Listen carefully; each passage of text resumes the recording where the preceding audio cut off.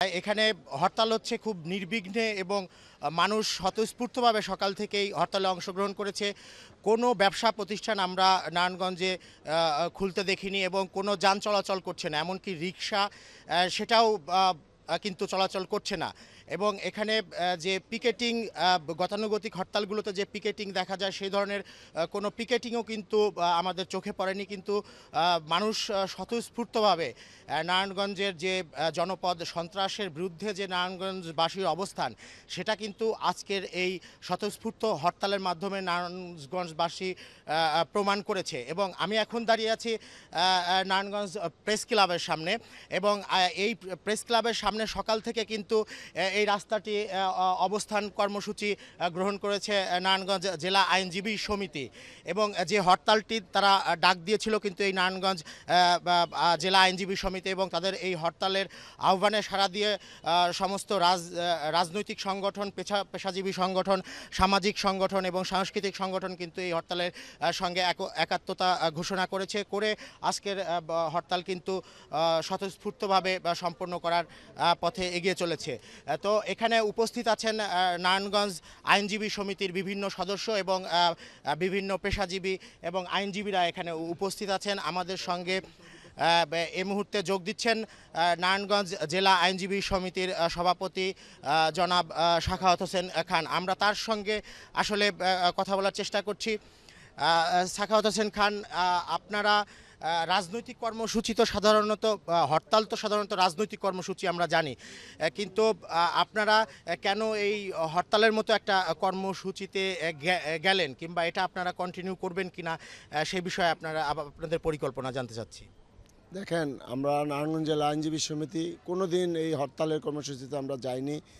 আমরা একটা জিনিস দেখেছেন যে নারায়ণগঞ্জ গত 1 বছর যাবৎ নারায়ণগঞ্জে এরকমভাবে গুম, হত্যা, খুন, শিশু হত্যা এভাবে বেড়ে চলেছে যে সারা বাংলাদেশের নারায়ণগঞ্জ একটি সন্ত্রাসের জনপদ হিসাবে পরিচিতি লাভ করেছে।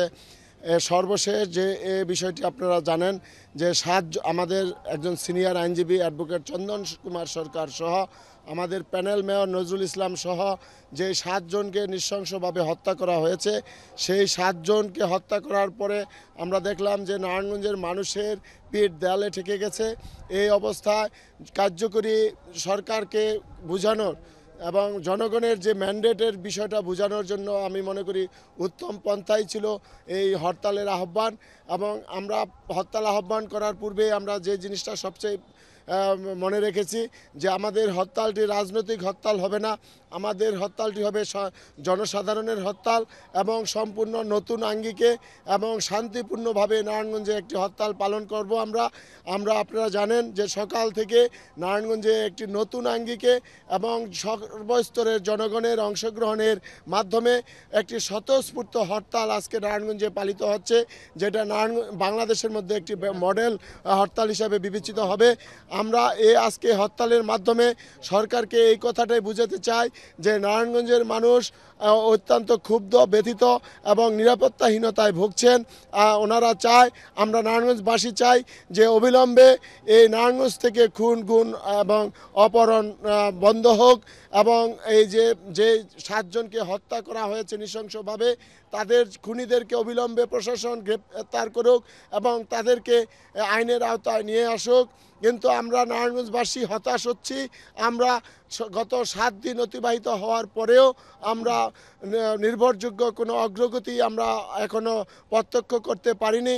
আমরা সরকারের কাছে এবং আমাদের মাননীয় প্রধানমন্ত্রী এবং স্বরাষ্ট্রমন্ত্রীর কাছে আমাদের অনুরোধ যে আমরা নারায়ণগঞ্জবাসী চাই প্রধানমন্ত্রী আপনি এই বিষয়টিকে আপনি নিজে হ্যান্ডেলিং করে এর বিহিত ব্যবস্থা করবেন এবং সন্ত্রাসের জনপদের যে কলঙ্ক সেই কলঙ্ক থেকে নারায়ণগঞ্জকে রক্ষা করবেন, এটাই আমাদের অনুরোধ। ধন্যবাদ সাখাওয়াত হোসেন আপনাকে। দর্শক শুনছিলেন নারায়ণগঞ্জ জেলা আইনজীবী সমিতির সভাপতি সাখাওয়াত হোসেন যেমনটি বলছিলেন তারা ন্যায় বিচার চান, তাদের কলিগ চন্দন সরকারের খুনিদের বিচার অবিলম্বে সম্পন্ন হবে এবং দেশের প্রধানমন্ত্রী, স্বরাষ্ট্রমন্ত্রী এই বিষয়টা সর্বোচ্চ গুরুত্ব দিয়ে তাদের যে সহকর্মী তারা হারিয়েছেন সে বেদনা ভুলতে চান এবং এই হরতাল, এই অবরোধের মতো কালচার থেকে তারা বের হয়ে তারা নিজেদের পেশায় ফিরে যেতে চান এবং তাদের স্বাভাবিক জীবনযাপন করতে চান, সেই বিষয়ের উপরই গুরুত্ব আরোপ করলেন সভাপতি সাখাওয়াত হোসেন। যাই হোক, সরকার এই বিষয়টা গুরুত্বের সঙ্গে দেখে এই 7 মার্ডার্স খুনিদেরকে শনাক্ত করে বিচারের কাঠগড়ায় দাঁড় করাবে, এমনটাই প্রত্যাশা নারায়ণগঞ্জবাসীর। আমরা ফিরে যাচ্ছি স্টুডিওতে। ওয়ালিউল্লাহ।